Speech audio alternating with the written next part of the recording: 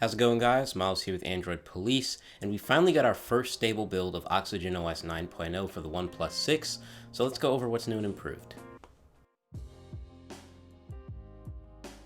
The first thing we obviously see here with 9.0 is a pretty substantial UI overhaul. It's got a much more circular design than what we've seen in the past with Oreo builds, and this is overall the running theme with 9.0 in terms of the UI's design. Some people love it, some don't.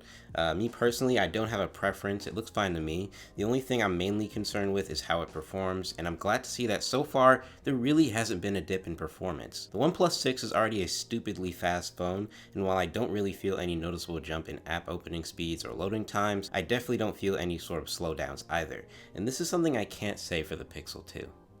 Along with the redesigned UI is the new 9.0 navigation system first seen on the Pixel phones, and while it might not be everyone's preferred method of navigation, I gotta say, it's been polished up quite a bit since it was first introduced.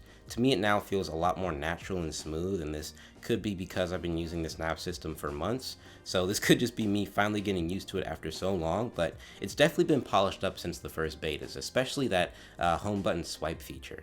And while we're talking about the UI, they finally added in accent color customization. I don't know why it wasn't introduced from the start with the 3T, but we've got it here now, so I can't complain too much. This really isn't that big of a deal overall, but I definitely am big on customization, and I'm glad I can finally choose a specific accent color for my system theme. With 9.0, OnePlus has updated Do Not Disturb mode with a bunch of adjustable settings, and all these new features actually make it useful for everyday use. For example, if you only want to be notified about a call from your contacts and not someone outside of that, then you're able to toggle that in the settings, and you can even limit it down to your starred contacts, which is pretty useful. You can also enable and disable allowing repeat callers, you can set schedules for when you want certain things to be turned off, and specify what sounds or types of notifications you want muted. As someone who's in class all the time, this is pretty useful for me, so I can filter notifications for regular stuff and only be notified in an emergency situation and things of that nature. Oxygen 9.0 brings a few updates to gaming mode with version 3.0. They've added text notification mode, so when you're gaming and receive a notification, you can have it set so that you only see it as text and not a full-blown heads-up notification. They've also added notification mode for calls, so if someone video or voice calls you, it won't interrupt your gameplay. And while these are two minor additions, overall it really helps complete the immersive experience people crave for when gaming. In 9.0, we've now also got the adaptive battery feature, which is basically an AI feature that learns how you use apps and which ones you use the most. And based on that, it limits the battery usage of apps you don't use often. So far, I'm not really seeing any improvements over Oreo. I've experienced slightly better standby time, but I don't think this feature is really doing much of anything so far, so it's definitely nothing to go crazy over. So far since running this stable build, I haven't experienced any bugs. I've had a pretty much flawless experience.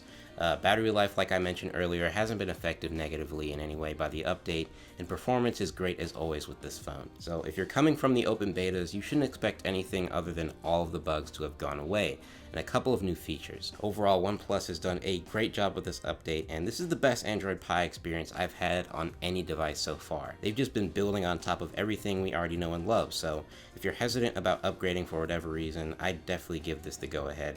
And just know if you don't like the new Pi nav system, OnePlus doesn't force you to use it. That's pretty much it though. There will be links to download the official update down in the description below. Make sure you give this video a thumbs up if you enjoyed, and hit that subscribe button for future videos like this. Thanks for watching, and I'll talk to you guys in the next one.